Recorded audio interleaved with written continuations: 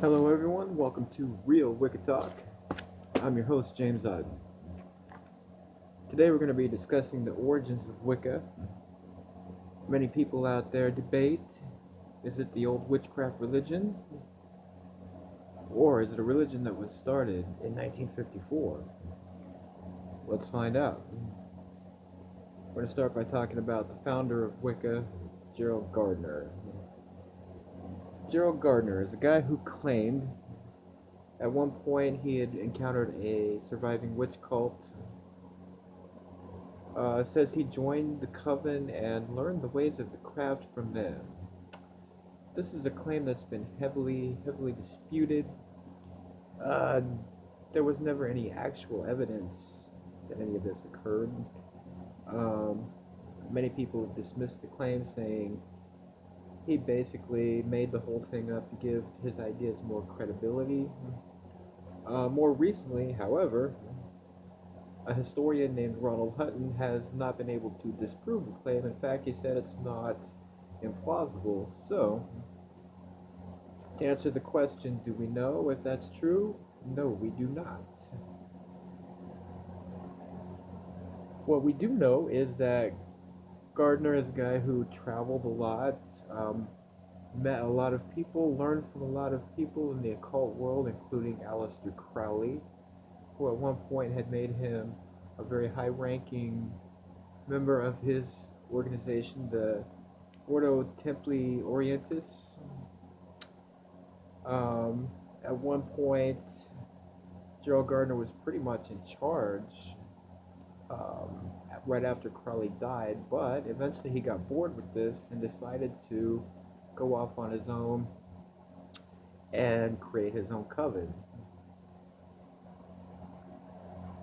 Um, Gardner, definitely a guy who was knowledgeable in the occult, many occult practices.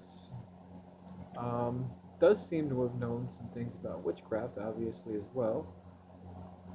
He put together a system. A lot of it was actually based on Crowley's work, um, not a fact that everybody knows. Some people have referred to Gardner as a dirty old man. This probably has a lot to do with the fact that he had male and female pairings in his coven. Practitioners were practicing skyclad, which means, of course, not wearing any clothes. Um, Odd practices, you might say, like tying your partner down on a table, slapping them with a scourge. Sounds like something out of a kinky BDSM video, right? Well, actually, there's a technical reason for that. Um, the skyclad part, I mean, that's always optional. Some people feel like that your energy will flow more freely if you're not wearing anything. Normally, if you wear loose-fitting clothes, it's fine. Your energy still flows, of course, but that's always up to the practitioner. When you talk about the thing with tying off the limbs and the scourge, yeah, actually, there's a reason for that. It's when you inhibit the blood flow to the brain, not enough to cause unconsciousness, of course, but just enough it can create an altered state of consciousness, which what we're talking about there is, if you're familiar with the brain cycles, um, beta is your normal operating brain cycle. That's what you're in during your normal waking time. You can slip down into alpha, like if you're daydreaming, staring out the window. This is Alpha is a state where you're a little bit more open to psychic messages or communications.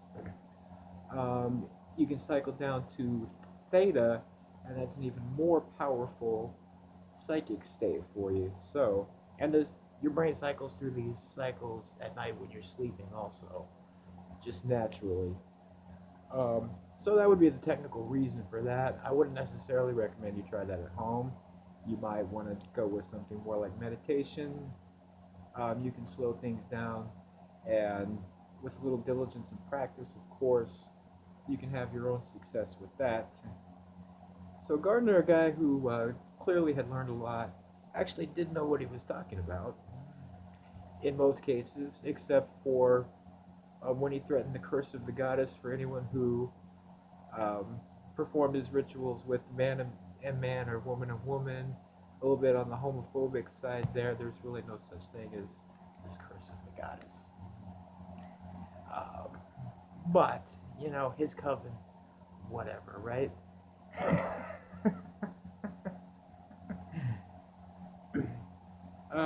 Pretty much. Let's see. We've got a question I've seen asked is if Wicca is eclectic. Obviously it is. It was cobbled together from, you know, a lot of his different learnings, a lot of different occult teachings.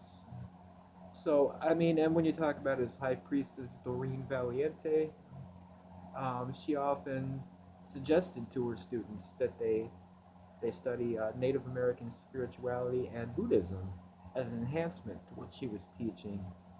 So clearly, I mean, there are a lot of eclectic practices you can blend in.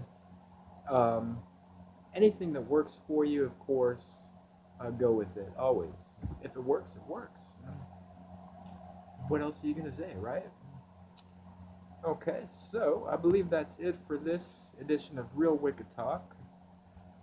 We'll be back again next week with another video. Please subscribe if you haven't already. I'm James Otten. Blessed be. Have a good one.